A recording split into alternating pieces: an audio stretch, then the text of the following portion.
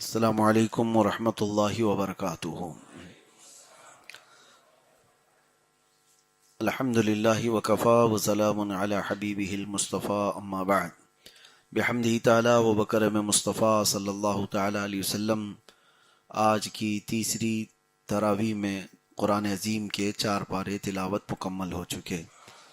اللہ کریم بقیہ قرآن عظیم کو صحیح تجوید کے ساتھ پڑھنے اور آپ سب کو خشوع و خضوع کے ساتھ سماعت کرنے کی توفیق عطا فرمائے۔ قرآن عظیم کی تلاوت کے بعد رات کو ہمارا یہ کچھ حصہ جو قرآن کو رمضان کے ساتھ گزارنے کا سلسلہ چل رہا ہے، چند باتیں آج کی تلاوت کے متعلق بھی آپ کے سامنے رکھتا ہوں۔ سورہ آل عمران کی آج تلاوت ہوئی۔ سورہ آل عمران قرآن پاک میں مصحف شریف میں تیسرے نمبر پر یہ سورہ ہے۔ پہلے سورہ فاتحہ، پھر سورہ بقرہ، اس کے بعد سورہ آل عمران۔ عمران یہ حضرت عیسیٰ علیہ السلام کے نانا کا نام ہے۔ عیسیٰ علیہ السلام کی ماں تھی حضرت بی بی مریم، سیدہ مریم، اور حضرت مریم کے جو باپ تھے، والد تھے، وہ حضرت عمران۔ ان کے نام سے یہ پوری سورہ آ گئی۔ آل عمران مطلب عمران کی اولاد۔ تو حضرت عیسیٰ علیہ السلام کا خاندان مراد ہے اس میں۔ آل میں یہاں پر زیادہ لوگ نہیں ہیں۔ حضرت عمران کے بیٹی ہوئی اور نواسا ہوا، اس کے علاوہ کوئی نہیں۔ حضرت عمران کی بیٹی حضرت مریم اور حضرت مریم کے بیٹے عیسیٰ علیہ السلام، بس عیسیٰ علیہ السلام کی نہ شادی ہوئی اور نہ ان کی اولاد، اور بی بی مریم کے سوائے حضرت عیسیٰ کے کوئی دوسرے بچے نہیں۔ تو 2 ہی لوگ ہیں جو آل عمران میں ہیں، اور انہی کے متعلق قرآن پاک میں بہت اہم باتیں آئی ہیں۔ وجہ یہ ہے کہ اس زمانے میں عیسائی اپنی بڑائیاں ظاہر کرتے ہوئے، اپنے علم کا بول بالا دکھاتے ہوئے طعن و تشنیع کیا کرتے تھے کہ اصل آسمانی کتاب والے ہم ہیں، عیسیٰ مسیح کے ماننے والے دنیا میں سب سے بہترین لوگ ہیں، حالانکہ وہ خود مختلف ہو چکے تھے کتاب میں بدل کر کے ادھر ادھر۔ تو ان کے رد میں یہ آیتیں آئی ہیں کہ تم جس عیسیٰ مسیح کی بات کرتے ہو، ان کے واقعات کو تم نے اپنے طرف سے گڑھ لیا، کبھی ان کو سولی پر چڑھا دیا، کبھی ان کے متعلق کیا کیا عقیدے بنا لیا، اور یہ بھی کہنے لگ گئے کہ خدا جو ہے وہ 3 میں سے ایک ہے۔ ٹرائنیٹی کا جو عقیدہ، تثلیث اس کو کہتے ہیں، 3 خدا ماننے کا عقیدہ عیسائیوں نے خود بنا لیا۔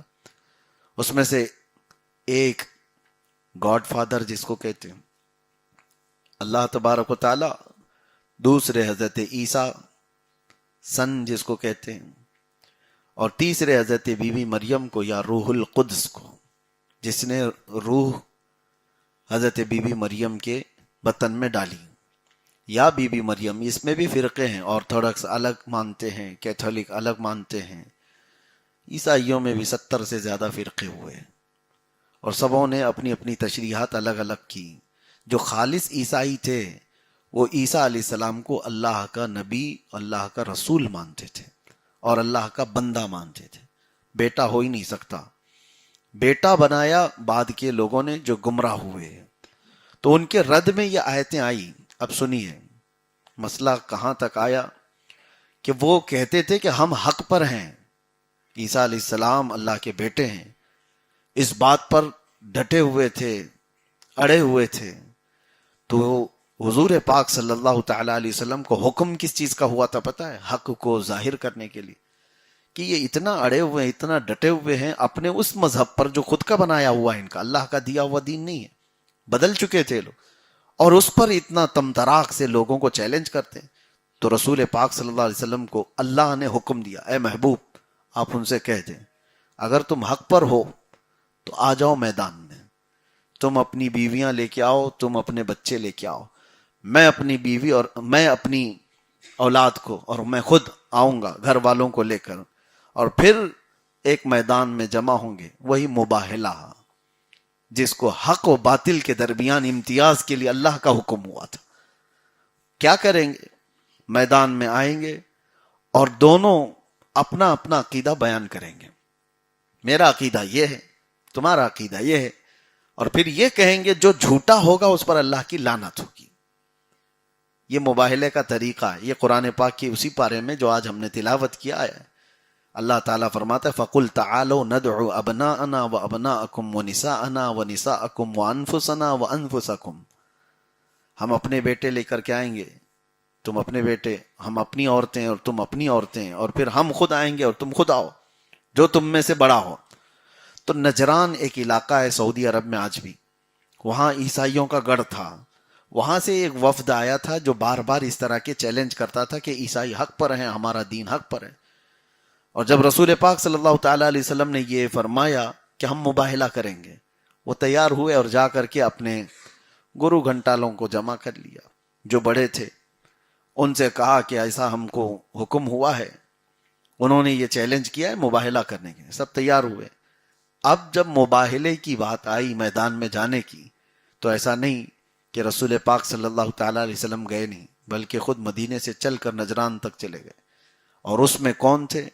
حضور پاک صلی اللہ تعالیٰ علیہ وسلم نے اپنے ساتھ امام حسن کو لیا، امام حسین کو لیا، حضرت فاطمہ زہرا کو لیا، اور شیر خدا کو ساتھ لیا۔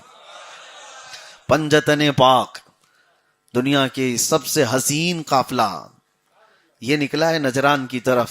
اور جب نجران پہنچے، میرے آقا صلی اللہ تعالیٰ علیہ وسلم حسنین کریمین کو اپنے گود میں اٹھائے ہوئے، اور حضرت فاطمہ زہرا چادر کی ہوئی حضور کے پیچھے چل رہی ہیں، اور مولا علی شیر خدا ساتھ ساتھ چل رہے ہیں۔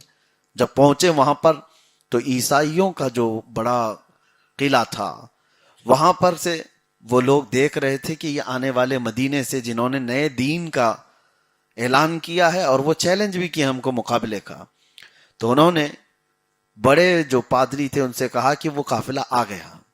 تو عیسائی جو سب سے بڑا راہب تھا، عمر دراز تھا، وہ چھت پر چڑھ کر کے آنے والے قافلے کو دیکھا، ان کے چہروں سے جو نور جھلک رہا تھا، ان کے چہرے جو چمک رہے تھے، وہ غصے سے تلملاتے ہوئے نیچے آیا اور کہا کس بدبخت نے ہم میں سے ان کو مباہلے کی دعوت دی، کس نے کہا اور کس نے تیاری کی؟ تو سب جمع ہوئے، تو لوگوں نے پوچھا ہوا کیا آخر؟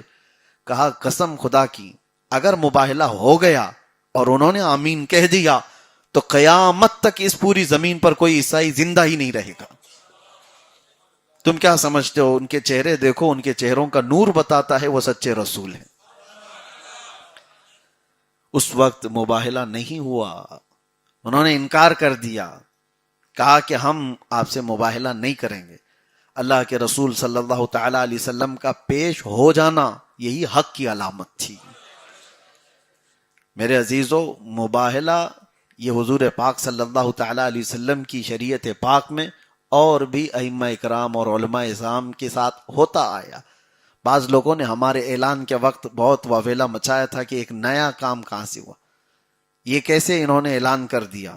وہ تو ہمارے جذبات تھے۔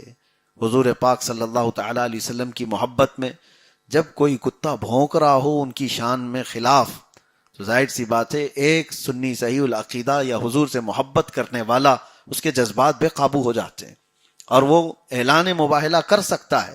اور ایسے پچھلے کئی بزرگوں کے واقعات موجود ہیں، آگ میں جلنے کے بلکہ گرم تیل میں اپنے آپ کو پیش کرنے کے، حتیٰ کہ یہ تو ماضی قریب کی باتیں چھوڑو، حضرت خالد بن ولید کے ساتھ بھی ہوا تھا۔ عیسائیوں نے ان سے بھی کہا تھا ہم جنگ نہیں لڑیں گے، جنگ نہیں لڑیں گے، آؤ دیکھتے ہیں تمہارا دین حق ہے یا ہمارا دین حق ہے، کیا کیا جائے گا؟ تو حضرت خالد بن ولید سے کہا گیا کہ ایک زہر ہے، بہت خطرناک قسم کا زہر تھا۔ تو حضرت خالد بن ولید کو انہوں نے کہا کہ اگر تمہارا خدا سچا ہے اور تم جس دین کی پیروی کر رہے ہو وہ سچ ہے تو یہ زہر تم پی لو۔ اور پھر حضرت خالد بن ولید نے کہا کہ ٹھیک ہے، میں اس چیز کے لیے تیار ہوں۔ بسم اللہ الرحمن الرحیم پڑھا اور زہر اٹھا کر پی لیا۔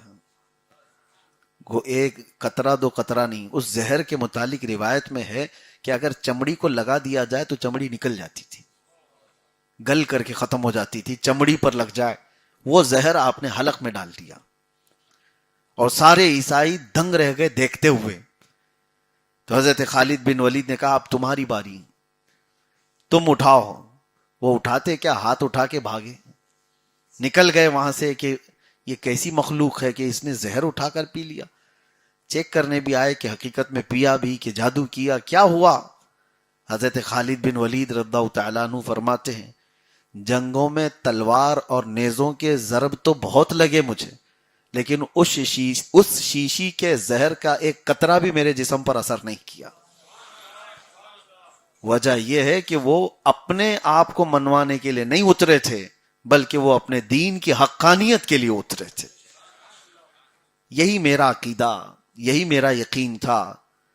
اور ایک بات یہ بھی میں آپ کو بتا دوں، شاید 5-6 سال گزر رہے ہیں کہ ہمارے ساتھ یہاں پر ہندوستان میں جب یہ معاملہ پیش آیا تو کچھ لوگوں نے مجھے یہ بھی کہا تھا مولانا اتنا بڑا اعلان کر دیا آگ میں کودنے کا، اگر جل گئے تو کیا ہوگا؟ اگر تم جل گئے تو کروڑوں مسلمان گمراہ نہ ہو جائیں کہ ہمارا دین حق نہیں ہے۔ میں نے کہا اتنے کچے مسلمان نہیں ہیں، میرے ایک کے جلنے سے یہ دین چھوڑ دیں گے، اتنے کچے مسلمان نہیں۔ دوسری بات یہ بھی ہے، آپ نیگیٹو کیوں سوچتے ہیں؟ اگر یہ سوچتے کہ اگر بچ گیا تو کروڑوں غیر مسلم ایمان بھی تو لا سکتے ہیں، پازیٹیو بھی سوچو۔ خیر ہمارا جلنا نہ جلنا وہ بعد کی بات ہے، لیکن ساتھ میں مجھے ایک بات یاد آتی ہے، ایک مولانا صاحب نے مجھ سے کہا تھا، کہا اب گھبرائیں نہیں، آپ ڈرے نہیں، امت آپ کے ساتھ ہے۔ میں کہا گھبرانا اور ڈرنا الگ مسئلہ ہے۔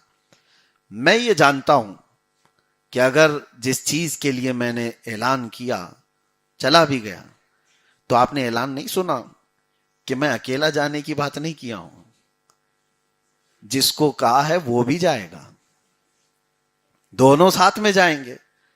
ہاں اتنا تو ہے، اگر آپ کو شک ہے میرے جلنے نہ جلنے کی، میں بچوں گا کہ نہیں بچوں گا، یا آپ کو شک ہے، لیکن اس پاکھنڈی کے بارے میں تو یقین ہوگا کہ وہ جل کے مرے گا۔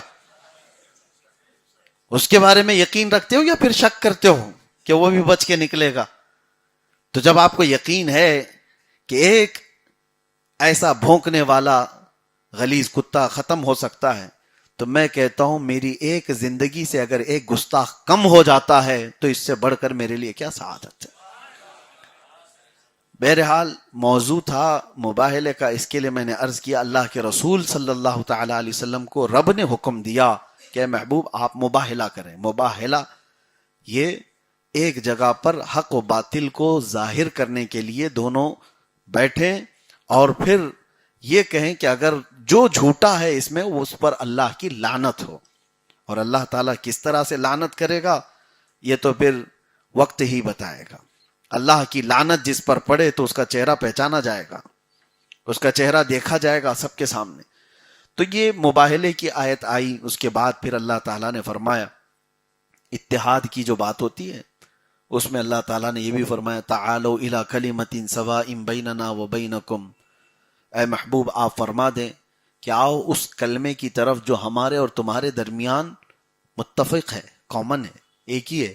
وہ کیا ہے؟ اللہ نعبد الا اللہ، ہم اللہ کے سوا کسی کی عبادت نہیں کرتے۔ ولا نشرک بہ شیئا ولا یتخذ بعضنا بعضا اربابا من دون اللہ، ہم کسی کو شریک نہیں ٹھہرائیں گے اللہ کے ساتھ۔ عیسائی ہو تم بھی آؤ اس بات پر، ہم بھی آتے ہیں اسی بات پر، اتنے بات پر تو آؤ، جمع ہو جاؤ، اور ایک دوسرے کو کسی کو خدا نہ بناؤ۔ لیکن عیسائیوں نے یہ سب کر لیا تھا، وہ اپنے نفس کے غلام ہو چکے تھے۔ ان کا ایک ہی مسئلہ تھا کہ اگر محمد صلی اللہ علیہ وسلم کی پیروی کریں تو ہماری یہ بادشاہت چلی جائے گی، غلام بن کر جینا ہوگا، پیروی کرنی ہوگی، انہیں رسول مان لیں تو وہ قائد ہوں گے اور ہم مقتدی ہو جائیں گے۔ تو یہ جو ناک کا مسئلہ ہے کئی لوگوں کو ایمان لانے سے روک دیا۔ یہودیوں کا بھی یہی مسئلہ رہا، عیسائیوں کا بھی یہی مسئلہ رہا۔ تو بہرحال آل عمران میں مباہلے کا ذکر، عیسیٰ علیہ السلام کی پیدائش، عیسیٰ علیہ السلام کی ماں حضرت بی بی مریم کی پیدائش کا بھی ذکر۔ اس میں ایک مسئلہ بھی بتا دیتا ہوں، منت کرنا جائز ہے۔ منت کرنا سمجھتے ہیں؟ نذر کرنا، اللہ کی بارگاہ میں یوں عرض کرنا کہ مولا اگر مجھے بیٹا ہو جائے تو میں یہ کروں گا، بیٹی ہو جائے تو میں یہ کروں گا، یہ منت کہلاتی ہے۔ کسی اچھے کام کی نیت کر سکتے ہیں آپ. اے اللہ مجھے بیٹا ہو جائے تو میں 70 فقیروں کو کھلا دوں گا، مجھے بیٹی ہو جائے تو میں مسجد کی فلاں چیز بنا دوں گا. یہ جو ہے یہ نیک کاموں کی نیت کے ساتھ منت کرنے کا ذکر قرآن میں آیا ہے. حضرت عمران اور ان کی بیوی حنا، ان کو اولاد نہیں تھی، انہوں نے منت کیا تھا اللہ کی بارگاہ، اے اللہ اگر تو ہمیں بیٹا اولاد دے دے تو جو بچہ پیدا ہوگا ہم اس کو بیت المقدس کی خدمت کے لیے وقف کر دیں گے. انہوں نے یہ منت کی تھی، لیکن بیٹا نہیں پیدا ہوا، بیٹی پیدا ہوئی. پھر بھی نیت تھی بیت المقدس میں وقف کرنے کی. پیدا ہوتی ہی اس بچی کو لے جا کر بیت المقدس میں جو اس وقت متولی حرم تھے بیت المقدس کے حضرت زکریہ علیہ السلام، ان کے پاس دے دیا کہ ہماری یہ نیت تھی، ہم نے نظر کیا تھا، منت کیا تھا. اس وقت اس طرح کے معاملات ہوتے تھے. انہوں نے بچی کو لے لیا اور مسجد میں ایک محراب ان کے لیے تھی، محراب مریم، وہاں پر ان کو رکھا گیا. پرورش ان کی وہیں ہوتی تھی. کون پالنے والا، کون دیکھنے والا؟ بچی کو. دودھ پیتی بچی کو اگر کوئی مسجد میں لا کر رکھ دے تو سارے لوگ یہ سمجھیں کہ اس کا کون دیکھے گا. لیکن حضرت زکریہ علیہ السلام خود کہتے ہیں کلما دخل علیہا زکریا المحراب وجد عندہا رزقا. جب زکریہ علیہ السلام محراب میں جاتے ان کے مریم کے، دیکھتے طرح طرح کے پھل فروٹ وہاں رکھے ہوئے ہوتے تھے. انا لکی ھذا، پوچھتے یہ کہاں سے آتا ہے مریم تمہارے پاس؟ قالت ہوا من عند اللہ، یہ اللہ کی طرف سے آتا ہے. ان اللہ یرزق من یشاء بغیر حساب، بے شک اللہ جسے چاہتا ہے بے حساب رزق دیتا ہے. منت کا مسئلہ میں آپ کو بتا دوں. ہاں اب جاہلوں کے یہاں منت یہ ہے کہ بیٹا ہو جائے تو وہاں دھاگا باندھ دوں گا، یہاں تالا لگا دوں گا، اس کو تیل چڑھا دوں گا. یہ تو آسان چیز ہے، کہیں دھاگے باندھ دیے، تالے لگا دیے، تیل چڑھا دیے. کبھی یہ بھی تو منت کرو کہ ایک ختم قرآن پورا کر دوں گا. یہ بھی تو منت کرو کہ اے اللہ میرا فلاں کام ہو جائے تو 100 رکعت نفل نماز ادا کروں گا. منت کرنے کے اور بھی چیزیں ہیں، لیکن سنیوں میں بعض خرافاتی لوگوں نے اس کو پھیلا کر کے رکھا ہے. عورتوں میں تو ایسے ہے کہ ان تمام واہیات کو اتنے پروموٹ کیا گیا ہے، درگاہوں میں جا کر دیکھو تو ان کے تالے اور ان کے دھاگوں سے تو کوئی دروازے بوجھل ہو چکے ہیں. روز مجاور لوگ کاٹتے ہیں، دھاگے کاٹ کر کے پھر صاف کرتے ہیں، دوسرے دن پھر بندے رہتے ہیں. ہم نے کئی درگاہوں پہ پوچھا کہ کائے کے دھاگے ہیں. یہ میرے عزیزوں دوسری جگہ سے ایڈاپٹ کیا ہوا ہے، یہ دین اسلام کا حصہ نہیں ہے. اور کچھ جگہ تو مجاوروں نے خود پروموٹ کر دیا ہے کہ بکنا چاہیے کچھ بھی، اور یہ عورتیں اس میں زیادہ مبتلا ہیں. شریعت مصطفیٰ صلی اللہ تعالی علیہ وسلم میں نظر کرنے کا طریقہ قرآن پاک میں موجود ہے، منت کرنے کا طریقہ موجود ہے. آپ کی جس کام کے لیے بھی آپ منت کرنا چاہیں تو وہ نیک و صالح ہو. ابھی جیسے رمضان آ رہا ہے، رمضان میں اعتکاف کرتے ہیں نا. اعتکاف کیا ہے؟ سنت ہے. اعتکاف کیا ہے؟ سنت ہے. بسا اوقات واجب بھی ہوتا ہے. وہ کیسے؟ کسی نے منت کر لیا کہ میرا کام ہو جائے تو میں رمضان میں اعتکاف کروں گا، تو اس کے لیے اعتکاف واجب بن جاتا ہے. وہ منت کا اعتکاف ہے، واجب اعتکاف ہے. ہمارے بزرگوں نے جو منت کیا وہ ایک دو نہیں ہیں، بہت سارے ہیں. میں آپ کو بتاؤں، جب بیت المقدس کو فتح کرنے کے لیے 18 سال لگ گئے سلطان صلاح الدین ایوبی کو.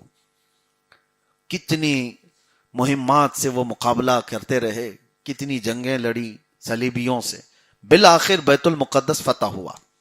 اور اس وقت فتح ہوا جب سلطان صلاح الدین ایوبی بیمار ہو گئے تھے، بہت بیمار ہو گئے تھے. لیکن مسجد پاک کو آباد کیا، اذان ہوئی، نمازیں ہوئی، چلنے پھرنے کی طاقت نہیں تھی تو رونے لگ گئے بہت. فتح بیت المقدس کی خوشیاں تھیں لیکن وہ رو رہے تھے. سنیے، آپ سے کسی نے پوچھا کہ سلطان اس وقت رونے کا کیا سبب ہے؟ آپ نے کہا بیت المقدس کے فتح ہونے سے پہلے میں نے منت کیا تھا اللہ سے کہ اے اللہ اگر بیت المقدس فتح ہو جائے تو صلاح الدین خانہ کعبہ تک پیدل جائے گا، حج کر کے آؤں گا، حج کرنے کے لیے میں جاؤں گا، میں نے منت کیا تھا. تو کہا پھر کس بات کی گھبراہٹ ہے؟ صلاح الدین ایوبی کہتے ہیں میرے پاس اتنے پیسے نہیں رہ گئے کہ میں حج کر سکوں. وہ سلطان صلاح الدین ایوبی کی بات ہے. اور کہتے ہیں اتنی صحت نہیں رہ گئی کہ میں چل سکوں. مجھے غم ہے اس بات کا، میں اس بات سے رو رہا ہوں کہ میری منت پوری نہیں کر پا رہا ہوں. بہرحال ان کو صحت ملی، بعد میں تندرست ہوئے. لیکن کہنا یہ ہے کہ منت جب بزرگان دین کیا کرتے تھے تو اتنی بڑی کہ ہم اللہ تبارک و تعالیٰ کے گھر جائیں گے، حج کر کے آئیں گے. لیکن یہاں پر وہ ساری چیزیں نہیں ہیں. ہمارے بھی بہت سارے مصائب ہیں، بہت ساری مشکلات آتی ہیں، تب آپ منت کرو، اللہ تبارک و تعالیٰ راضی ہوتا ہے. اگر منت کا طریقہ صحیح نہیں ہوتا تو قرآن میں اس کا ذکر ہی نہیں آتا. حضرت بی بی مریم پیدا ہوئی ہیں منت سے، اور وہ بھی دنیا کی سب سے پاکیزہ خاتون پیدا ہوئی اللہ کی بارگاہ میں منت کرنے سے. تو یہاں پر آپ بھی یہ منت کریں، اللہ تبارک و تعالیٰ مجھے تو بیٹا عطا کرے تو میں تیرے دین کے لیے وقف کروں گا.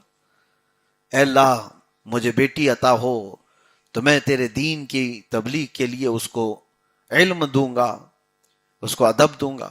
بیٹا پیدا ہو تو اس کو حافظ قرآن بناؤں گا. یہ منت ہوتے ہیں. اور ایک بات یہ بھی بتا دوں، بنی اسرائیل میں ایک شخص ایسی منت کر لیا تھا. وہ بہت بڑا شرابی تھا، گنہگار بہت تھا، بہت طرح کے اس کے گناہ تھے، گننے میں بھی نہ آئے، چوری ڈکیتی بہت ساری چیزیں. شادی کیا تو سوچا کہ شادی کے بعد ایک نئی زندگی ہے. لیکن جیسے ہی اس کی بیوی کے پیٹ میں حمل قرار پایا تو اس نے کہا اپنی بیوی سے کہ دیکھ میں تو بہت بگڑا ہوا آدمی ہوں، میں بہت گرا ہوا آدمی، ہر طرح کے کام برے مجھ سے ہو چکے، لیکن بیٹے کو ویسا نہیں بناؤں گا، جو بچہ پیدا ہوگا اس کو ویسا نہیں بناؤں.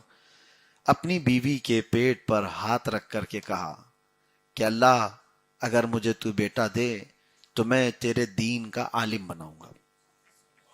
بنی اسرائیل کی بات ہے. لیکن سوئے اتفاق کہ بیٹا پیدا ہونے سے پہلے ہی یہ شخص کا انتقال ہو گیا، مر گیا. اور گنہگار جب مرا تو قبرستان میں اسے دفن کیا گیا. سخت ترین عذاب اس کا انتظار کر رہا تھا. اس کے گناہوں کا بوجھ اتنا تھا، قبر میں اس پر عذاب شروع ہوا. چند مہینوں کے بعد اس کے گھر میں حقیقت میں بیٹا پیدا ہوا. اور ماں بیٹے کی یعنی اس گنہگار کی جو عورت تھی، بیوہ تھی، اس نے بچے کی تربیت شروع کی. جیسے جیسے بچہ بڑا ہونے لگا، خاتون کو یہ بات یاد تھی کہ میرے شوہر کی ایک منت تھی کہ بچہ جیسی ہی بولنے کے قابل ہو تو اس کو دین کا علم سکھاؤں گا. لیکن اتفاق ایسا کہ میرا شوہر اپنے بچے کو دیکھ نہیں سکا. میں اس کی خواہش تو پوری کروں گی، اس کی منت تو پوری کروں گی.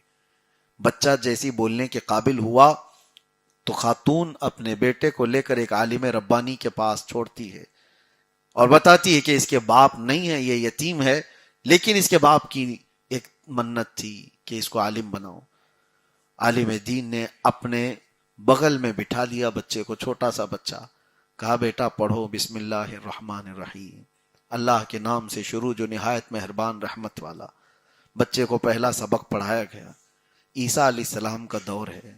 اس قبر پر جو عذاب ہوتا تھا، عیسیٰ علیہ السلام ایک بار گزر رہے تھے تو دیکھا اس قبر پر عذاب کچھ بھی نہیں ہے، عذاب اٹھا لیا گیا ہے اور اس کی قبر ٹھنڈی کر دی گئی. وہ جو گنہگار کئی سالوں سے قبر کے عذاب میں مبتلا تھا، عیسیٰ علیہ السلام نے رب تعالیٰ کے حضور پوچھا کہ مولا تیرا یہ گنہگار بندہ جو روزانہ عذاب میں مبتلا تھا، آج اس پر سے اچانک عذاب اٹھا لیا گیا اور رحمتیں اس کی قبر میں اور ٹھنڈیاں اس کی قبر میں. اللہ اکبر. رب تعالیٰ کیا جواب دیتا ہے؟ فرماتا ہے کہ اے عیسیٰ، جس کا بچہ مجھے رحمان و رحیم کہہ رہا ہو، میری رحمت کو گوارا نہیں کرتا کہ میں اس کے باپ کو عذاب دوں. تو منت کرنے کا یہ ثواب تھا یا اس کا اجر تھا کہ جب بیٹا اس کے منت کے مطابق علم سیکھنے لگا تو اللہ نے باپ کی قبر سے عذاب کو اٹھا دیا. تو منت کے طریقے موجود ہیں، سوچنے میں کیا جاتا ہے. میں اور ایک بات بتا دوں، ابھی سے نیت کر لو کہ اے رب کریم میری فلاں چیز ہو جائے یا نہ بھی ہو تو میں حج کے لیے نکل جاؤں گا، میں حج کے لیے نکل جاؤں گا. آپ نے منت کر لیا ہے، اور قرآن پاک میں اللہ فرماتا ہے وَمَن يُهَاجِرْ فِي سَبِيلِ اللَّهِ يَجِدْ فِي الْأَرْضِ مُرَاغَمًا كَثِيرًا وَسْعًا يَخْرُجُ مِن بَيْتِهِ. یہ آیتیں بتاتی ہیں کہ اگر کوئی اپنے گھر سے نکلا اور راستے میں موت ہو گئی یا جو سوچا تھا وہ نہیں کر سکا، خاص طور پر حج کے بارے میں کہہ رہا ہوں، بزرگان دین فرماتے ہیں وہ حج کرنے سے پہلے ہی مر گیا، نیت تھی اس کی، منت تھی اس کی حج کرنے کی، لیکن نہیں کر سکا، جان بوجھ کے نہیں کرنا چاہتا تھا لیکن اس سے پہلے موت آ گئی، تو فرمایا گیا اللہ تعالیٰ اس کی طرف سے ایک فرشتہ پیدا کرتا ہے جو ہر سال اس کی طرف سے حج کرتا رہے، ہر سال اس کی طرف سے حج کرتا رہے گا. نیت کرنے میں کیا برا ہے؟ پلس میں رہو گے، ہمیشہ فائدے میں رہیں گے. یہ ہے منت کے صحیح طریقے. ہاں میں نے یہ بتا دیا ہے تو سارے لوگ خالی سوچ کر کے ہی نہ رہ جائیں. بہت سارے لوگ یہ سوچتے ہیں کہ حج کرنے کے لیے حضرت نے کہہ دیا سوچ کے رکھ لیں گے، بیچ میں مریں گے تو ویسے بھی فرشتہ کرتا رہے گا. کتنے لوگوں کو یہ ٹائم نہیں مل رہا ہے، کب حج کریں گے؟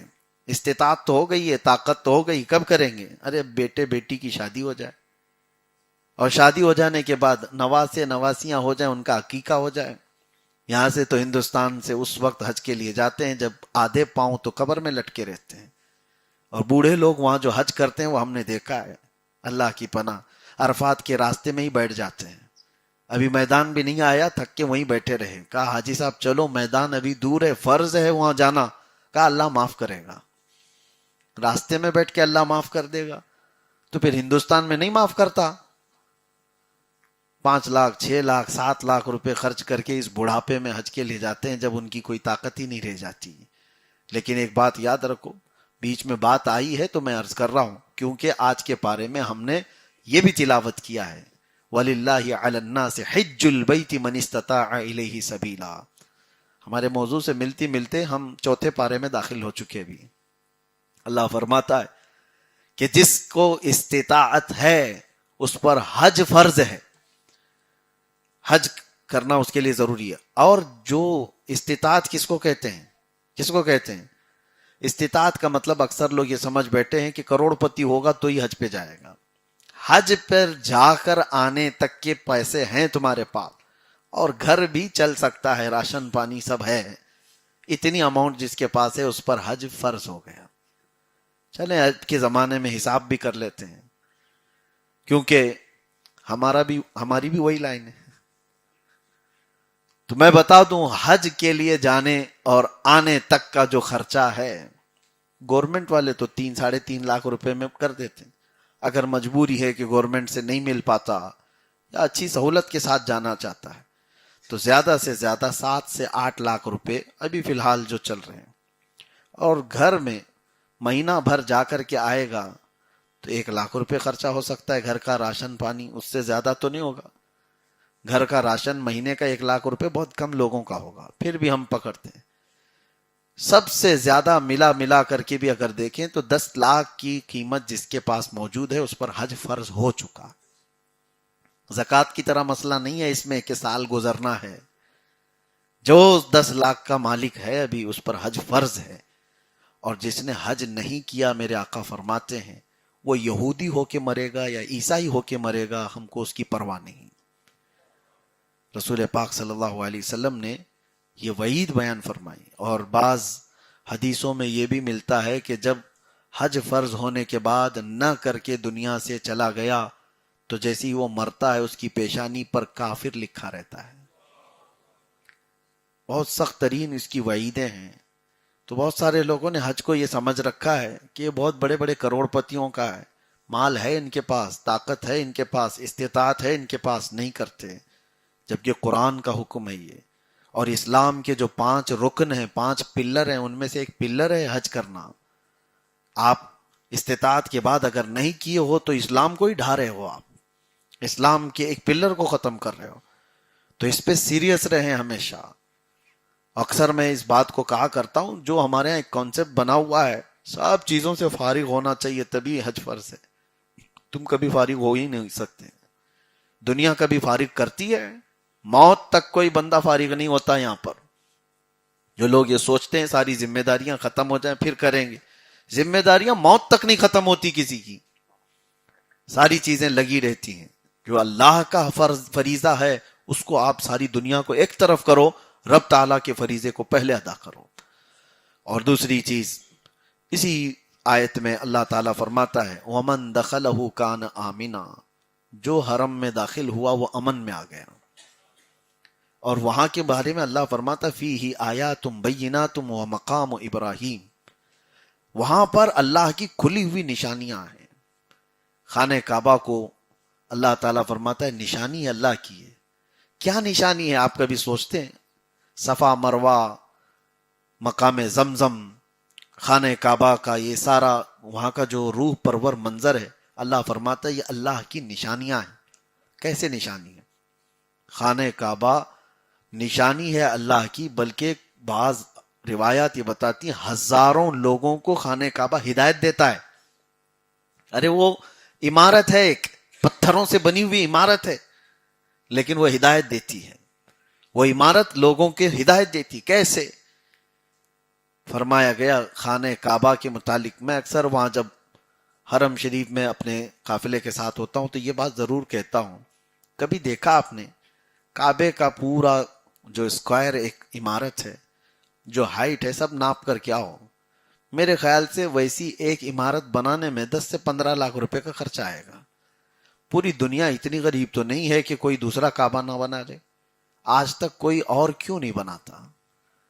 تمہارے گھر بنانے میں اس سے زیادہ خرچہ آئے گا، لیکن وہ تو 4 کونے کی ایک عمارت ہے اور ایک چھت ہے، اندر کوئی کمرے، کوئی ڈیکوریشن، انٹیریئر کچھ نہیں، الگ سے کچھ کرنا نہیں ہے۔ تو وہ 4 کونے کی ایک عمارت صرف وہ خانہ کعبہ مکہ مکرمہ میں، باقی کہیں کیوں نہیں بنائی گئی؟ آپ کبھی سوچتے اس چیز کو؟ دوسری قومیں بھی بنا لیتی۔ مسئلہ یہ ہے کہ 4 کونوں کی عمارت تو کہیں پہ بھی بن جائے گی، کوئی بھی بنا لے گا، لیکن کروڑوں دلوں کو کھینچنے کی طاقت کون لا سکتا ہے؟ وہ صرف کعبے کے اندر اللہ نے رکھا ہے۔ ابھی آپ کو میں کہتا ہوں کہ حج 10 لاکھ کا نہیں 50 لاکھ کا بھی ہو جائے، اس مجمع میں کوئی کمی نہیں آئے گی۔ جو خانہ کعبہ کے اطراف آپ دیکھ رہے ہیں ہجوم، اس میں کوئی کمی نہیں آئے گی۔ لوگ یہ سوچتے تھے کہ اتنا زیادہ ریٹ بڑھ گیا ہے، کیسے کریں گے لوگ، کیسے کریں گے لوگ؟ ہم بھی پہلے سوچتے تھے، لیکن یہاں پر مال کا کوئی دخل نہیں ہے۔ وہ خانہ کعبہ ایسے آباد ہے، وہاں پر آنے والوں کو اللہ تبارک و تعالیٰ پہلے سے تیار رکھا ہوا ہے، کون پہنچنے والا ہے، کیسے پہنچنے والا ہے۔ وہ نشانی ہے اللہ کی اس طور پر کہ کروڑوں دلوں کو اپنی طرف کھینچتی ہے۔ خانہ کعبہ کو آپ یہاں سے بیٹھ کر تصور کریں تو جانے کی تڑپ پیدا ہو جائے گی، تڑپ پیدا ہو جاتی، اور جو وہاں پہنچتا ہے خانہ کعبہ کو دیکھ کر رونے لگ جاتا ہے اور اس کے ہاتھ پیر کانپنے لگ جاتے ہیں، وہ عظمت و جلال دیکھتا ہے، اور پھر واپس آتا ہے تو اپنا دل وہیں چھوڑ آتا ہے۔ تو یہ جاذب یعنی کشش جس کو کہتے ہیں، کھینچنے کی جو طاقت ہے وہ خانہ کعبہ کے اندر ہے۔ ہر کوئی پروانے کی طرح اس کی طرف بھاگ رہا ہوتا ہے، جیسے ایک شمع ہو تو کیڑے اطراف سے آ کر کے وہاں جان دیتے ہیں، تو کعبے کے اطراف پروانوں کی طرح سے لوگ بھیڑ لگاتے ہیں۔ کوئی نہیں دیکھتا کہ کونی کس کی لگ رہی ہے، پیر کس کا پڑ رہا ہے۔ ایسے حالات دوسری جگہ اتنی بھیڑ میں کوئی بندہ جانا نہیں چاہتا کہ سانس گھٹ جائے گی، مر جاؤں گا، لیکن یہاں خوشی سے جاتا ہے، گھٹ جائے مر جائے تو خانہ کعبہ کے سامنے جائے۔ حجر اسود کو چومنے کے لیے لوگوں کی جو بھیڑ میں نے دیکھا، اللہ اکبر، کمزور ہے کہ بوڑھا ہے، عورت ہے کہ مرد ہے، سب کو صرف ہاتھ لگانے کی وہ تڑپ ہے۔ تو یہ بنایا ہوا نہیں ہے دماغوں کو، یہ خانہ کعبہ کے اندر خود موجود ہے جو جذب کرتا ہے۔ اور اللہ کے نبی صلی اللہ علیہ وسلم نے خود فرمایا جو حجر اسود کو چومتا ہے وہ اس کے اندر کے سارے گناہوں کو چوس لیتا ہے۔ یہ سب چیزیں حرم کعبہ میں موجود ہے، اور یہ سارا بلد اللہ الحرام اللہ تعالیٰ کی نشانیاں، ان الصفا والمروۃ من شعائر اللہ، اللہ فرماتا ہے صفا اور مروہ اللہ کی نشانیوں میں سے ہیں۔ مقام عرفات، مقام مزدلفہ، مقام منی، یہ ساری چیزیں اللہ کی نشانیاں ہیں۔ اور پوری دنیا میں اللہ تبارک و تعالیٰ نے اپنے آخری رسول کو پیدا کرنے کے لیے جو زمین چنی وہ مکہ مکرمہ ہے۔ سید الانبیاء صلی اللہ علیہ وسلم وہ ہر عالم کی رحمت ہیں، کسی عالم میں رہ جاتے، حضور ہر عالم کی رحمت ہے، وہ جنات کے لیے رحمت ہے، وہ ملائکہ کے لیے رحمت ہے، وہ نباتات کے لیے رحمت ہے، حیوانات کے لیے رحمت ہے، انسانوں کے لیے رحمت ہے، ساری کائنات کے لیے وہ رحمت ہے۔ تو جو رسول رحمت کسی بھی عالم میں رہ جاتے، لیکن اللہ تبارک و تعالیٰ نے کس عالم میں ان کو بھیجا؟ انسانوں کے عالم میں، اور جگہ کون سی؟ مکہ مکرمہ۔ اس سے آپ اندازہ کریں کہ اللہ تبارک و تعالیٰ نے اس خطے کو ایسی عظیم نشانی بنائی کہ آپ کو تاریخ میں بتاؤں 1,24,000 کم و بیش نبی دنیا میں آئے، کوئی نبی مکہ میں نہیں پیدا ہوا سوائے میرے آقا کے۔ عرب میں اور دوسرے انبیاء اکرام علیہ السلام آئے الگ الگ علاقوں میں، لیکن مکہ مکرمہ کی سرزمین پیدا کوئی نہیں ہوا۔ اسماعیل علیہ السلام بھی پیدا وہاں نہیں ہوئے، ابراہیم علیہ السلام ان کو لے کر کے آئے تھے مکہ مکرمہ خانہ کعبہ کے پاس۔ اب یہاں کی بہت ساری نشانیاں ہیں، اس کو بیان کرنے میں طویل وقت درکار ہے، تو اللہ تبارک و تعالیٰ نے حج کی فرضیت کا حکم دیا۔ جس پر حج فرض ہے وہ حج کر لے، ورنہ موت قریب ہے، اور جانے سے پہلے اگر اپنا یہ حساب کتاب صاف کر کے جائے تو اچھا ہے، ورنہ پھر اس پر یہ معلق رہ جائے گا۔ تیسری کچھ چیزیں اس بارے میں اللہ تبارک و تعالیٰ نے فرمایا وَاعْتَصِمُوا بِحَبْلِ اللَّهِ جَمِيعًا وَلَا تَفَرَّقُوا۔ بس میں اس پر ختم کرتا ہوں۔ اللہ فرماتا ہے اللہ کی رسی کو مضبوطی سے پکڑے رہو، آپس میں فرقے مت بناؤ۔ کیا فرماتا ہے رب تعالیٰ؟ اللہ کی رسی کو مضبوطی سے پکڑو۔ اب یہیں آ کر کے بہت سارے فرقے بن گئے، کس بات پر؟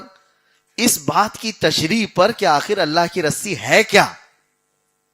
سب نے اپنے اپنے دماغ لگائے، اللہ کی رسی کیا ہے؟ اللہ کی رسی اس کا دین اسلام۔ اللہ کی رسی بعض لوگوں نے کہا وہ ہمارے امام ہیں، شیعہ لوگوں نے کہا اللہ کی رسی کون ہے؟ میرے عزیزو تفسیریں بہت ہیں، لیکن جو سب سے زیادہ ارجح نظر آتی ہے وہ یہ ہے کہ اللہ کی رسی حضور پاک صلی اللہ علیہ وسلم کی ذات ہے، محمد الرسول اللہ صلی اللہ تعالی علیہ وسلم کی ذات ہے، اور اللہ تعالیٰ فرما رہا ہے اس کو مضبوطی سے پکڑے رہو۔ اور حقیقت بات یہ ہے وہ ایک ذات ہے، اس کو جو پکڑا وہ گمراہ کبھی نہیں ہوتا۔ ایک نقطہ آج بھی ہمارے امت کو جوڑنے والا ہے، وہ حضور کی ذات ہے۔ پوری امت کو آپ دیکھیں، نبی پاک صلی اللہ تعالی علیہ وسلم کی بات آئے گی تو امت اس پر متفق ہو کر رہے گی، ہزار اختلافات ہوتے ہیں، لیکن حضور پاک صلی اللہ تعالی علیہ وسلم کا نام پاک آج بھی ہے، اور یہی اللہ کی رسی ہے۔ اس کو اگر مضبوطی سے پکڑے رہا تو گمراہ نہیں ہوگا۔ اسی لیے ہم نے ہر بیان کا اکثر عنوان حضور کی ذات کا بنایا کہ حضور کی تعریف کرتے رہو، حضور پاک صلی اللہ علیہ وسلم کے دروازے کی فضیلت بتاتے رہو، لوگوں سے یہی کہتے رہو کہ یہ ایک دروازہ ہی کافی ہے، ہر دروازے پر تم کو جانے سے نجات دے دے گا، در در کی ٹھوکریں کھانے سے بچا لے گا، وہ ایک دروازہ اچھا ہے۔ اس دروازے کی فضیلت بیان کرتے کرتے ہماری عمر تمام ہو جائے، اور ہم نے دیکھا جو اس دروازے کو مضبوطی سے پکڑا رہا زندگی بھر، پھر اللہ نے اس کو پوری کائنات میں لوگوں کا امام بنا دیا۔ اعلیٰ حضرت کیسے امام بنے؟ امام اہل سنت کہا جاتا ہے، وجہ یہ ہے زندگی بھر امام احمد رضا خان فاضل بریلوی رحمۃ اللہ تعالی علیہ اس ایک دروازے کی فضیلت بیان کرتے رہے، اور اللہ کی رسی کو اتنی مضبوطی سے پکڑنے کی بات کرتے رہے۔ ارے کچھ لوگ آئے بھی آپ کے پاس کہ ہمارے سیٹھوں کی بھی تعریف کر دیجئے، آپ اچھے شاعر ہیں، آپ اچھے شاعر ہیں، اور ہم اپنے نوابوں کی تعریف میں کچھ شعر کہیں گے تو نذرانے بھی ملیں گے۔ اعلیٰ حضرت نے اس وقت شعر کہا تھا، میں گدا ہوں اپنے کریم کا، کروں مدح اہل دول رضا، پڑے اس بلا میں میری بلا، میں گدا ہوں اپنے کریم کا، میرا دین پارے نان ہے۔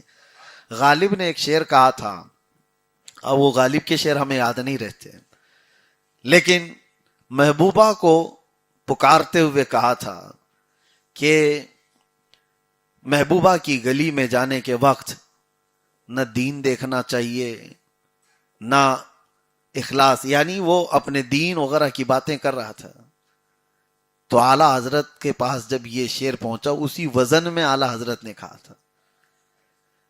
غالب نے کہا تھا کہ ادھر ادھر کی بات نہ کر کے صرف محبوبہ کے پاس جاتے ہیں تو کبھی وہ ٹکرا دیتی ہے کبھی یہ ٹکرا دیتی، اس طرح کا مفہوم تھا. تو اعلیٰ حضرت نے کیا جرح کیا، پڑھنے کے بعد مزہ آتا ہے. غالب کو جواب دیتے ہوئے اعلیٰ حضرت نے کہا تھا پھر کے گلی گلی تباہ، ٹھوکریں سب کی کھائی کیوں. پھر کے گلی گلی تباہ، ٹھوکریں سب کی کھائی کیوں. دل کو جو عقل دے خدا تیری گلی سے جائے کیوں. وہ پوری نعت لکھی تھی اعلیٰ حضرت نے. پھر کسی اور موقع پر میں اس نعت کی تشریح کروں گا. آج بات یہی ہے کہ اللہ کی رسی کو مضبوطی سے پکڑو اور گمراہ نہ ہو آپس میں. اور اللہ تعالیٰ اس کے آگے ارشاد فرماتا ہے وَلْتَكُمْ مِنْكُمْ أُمَّةٌ يَدْعُونَ إِلَى الْخَيْرِ وَيَأْمُرُونَ بِالْمَعْرُوفِ وَيَنْهَوْنَ عَنِ الْمُنْكَرِ. تم میں سے ایک جماعت ہمیشہ ایسی ہونی چاہیے جو اچھائی کا حکم دیتی رہے اور برائیوں سے روکتی رہے. پورا پاک سائٹ نہیں سونا چاہیے، کچھ لوگوں کو جاگتے رہنا چاہیے. میں مثال کے لیے کہہ رہا ہوں، سب اس طرح کے اپنے اپنے مصالح اور اپنے اپنی مصروفیات میں مصروف ہو گئے تو سارے کے سارے ذمہ دار ہوں گے، پکڑے جائیں گے. ہاں، قرآن کا حکم یہ ہے کہ کچھ برائی دیکھو تو اس کو روکنے والا کوئی تو، اور اگر کسی نے روکا تو اس نے کفارہ ادا کیا ہے. مسجد میں اگر کوئی اعتکاف میں نہیں بیٹھا تو پورا محلہ گنہگار ہے، یہ مسئلہ تو پتا ہے. اور اگر ایک بیٹھا تو سب کی طرف سے وہ معاف ہے. ایک بیٹھ گیا تو پورے محلے کی طرف سے اس نے کفارہ ادا کر لیا. لیکن کوئی بیٹھا ہی نہیں. تو یہی آیت کا مفہوم ہے. اللہ فرماتا ہے وَلْتَكُمْ مِنْكُمْ أُمَّةٌ يَدْعُونَ إِلَى الْخَيْرِ. تم میں سے ہمیشہ ایک جماعت ایسی ہونی چاہیے جو خیر کی طرف بلاتی رہے اور برائیوں سے روکتی رہے. اگر لوگ یہ سوچیں کہ ہم کیوں اس برائی میں پڑنے جائیں، یہ برائی سے روکنے کے لیے ہم جائیں گے تو خامخواہ ہمارا بھی مسئلہ خراب ہو جائے گا. تو اس طرح کی بات کرنے والے سب کے سب قیامت کے دن پکڑ میں آئیں گے. تمہارے سامنے زنا ہوتا رہا، تمہارے سامنے چوری ہوتی رہی، تمہارے سامنے لوگ عیاشی کرتے رہے اور سب دیکھ دیکھ کر کے گزرتے رہے. ہم کو تھوڑی نہ اس میں پڑنا ہے. تو سب اسی طرح سے گزر گئے اور کوئی نہیں روکا تو پورے محلے کی پکڑ ہوگی اور سب سے سوال ہوگا اور سب اس عذاب میں گرفتار بھی ہوں گے. ہاں، اگر کچھ لوگ اس ذمہ داری کو نبھاتے رہے. اب یہاں پر ایک بات یہ بھی بتا دوں، ہمارا تو کام ہے ہم ممبر سے بولتے رہیں گے اور ہم کو کوئی چپ کرائے تو ہم چپ ہوتے بھی نہیں، کیونکہ یہ ذمہ داری اللہ تعالیٰ نے فرمائے کوئی تو بولتا رہے. اگر بانگ دینے والا مرغا کٹ گیا، ختم ہو گیا تو سب سوتے ہی رہ جائیں گے، کوئی اٹھے گا نہیں. کسی کو تو آواز دیتے رہنا ہوگا کہ غفلت کی نیند سے اٹھو. یہاں پر ایک شوشہ چھوڑا جاتا ہے، ارے پہلے خود کو سنوار لے بعد میں دوسروں کو بول. اپنا دیکھا کیا دوسرے کو بولنے آ گیا، یہ ہمیں بھی تانا دیا جائے گا. لیکن دعوت دینے کے لیے کہیں یہ نہیں کہا گیا کہ وہ بہت بڑا متقی اور پرہیزگار ہوگا تبھی وہ دعوت دے سکتا ہے، بلکہ یہ فرمایا گیا اپنے حصے کی جس وقت تو نے برائی دیکھا اسی وقت روک دے. اگرچہ تیرے اندر بھی برائی پائی جاتی ہو، روک دے. ہو سکتا ہے تیرے اس روکنے کی برکت سے اللہ تیرے اندر کی برائی ختم کر دے گا. تمہارے اندر جو چیزیں تھی اللہ اس کو دور کر دے گا. تم روکو. لوگ اس انتظار میں رہیں گے تو عمر تمام ہو جائے گی. پہلے میں توبہ کروں گا، پاک ہوں گا، صاف ہوں گا، اس کے بعد آؤں گا محلے کو صاف کروں گا. تو نہ تم پاک ہوگے، نہ تم توبہ کرو گے، نہ تم کبھی محلے کو صحیح کرو گے. کوشش یہ ہے، قرآن کا حکم ہے اور اللہ نے اسی پارے میں یہ فرمایا کنتم خیر امت اخرجت للناس، تم سب سے بہترین امت ہو جو انسانوں میں نکالی گئی. ہمارا لقب کیا ہے؟ خیر امت. سنا ہے نا نام؟ ہمارا لقب کیا ہے؟ خیر امت. لیکن کس وجہ سے خیر امت ہے؟ اس کے فوراً بعد اللہ فرماتا ہے تأمرون بالمعروف وتنہون عن المنکر وتؤمنون باللہ. تم اچھائی کا حکم دیتے ہو، برائیوں سے روکتے ہو اور بغیر دیکھے اللہ پر ایمان رکھتے ہو. یہ تین چیزیں تمہارے اندر ہیں، اس لیے تم کیا ہو؟ تین چیزیں تمہارے اندر ہیں اس لیے تم کیا ہو؟ لیکن جھانک کر دیکھو ہے کیا تین چیزیں جس وجہ سے ہم کو خیر امت کہا جا رہا ہے، وہ ہے ہمارے اندر. ہم برائیوں سے روکتے ہیں لوگوں کو، ہم اچھائیوں کی دعوت دیتے ہیں لوگوں کو. بعض روایات تو یہ بتاتی ہیں قیامت کے دن تو پڑوسی بھی مقدمہ کرے گا، یہ کہہ کر کے مولا یہ روز نماز کے لیے جاتا تو تھا، کبھی مجھ سے کہا بھی نہیں، اس نے بلایا ہی نہیں کبھی نماز کے لیے. اس کی بھی پکڑ ہوگی، پوچھا جائے گا تو اپنی عبادت کے لیے جاتا تھا، اس کو کبھی تو نے دعوت نہیں دی. تو دعوت نہ دینے کے جرم میں بھی گرفتار ہوں گے لوگ. تو ایک بار تو یہ فریضہ ادا کرنا ہی ہوگا. اللہ تبارک و تعالیٰ کہنے سننے سے زیادہ عمل کی توفیق عطا فرمائے، اور ہمیں قرآن عظیم کی تفسیر پر صحیح طریقے سے عمل کی توفیق نصیب فرمائے. وآخر دعوانا ان الحمد للہ رب العالمین.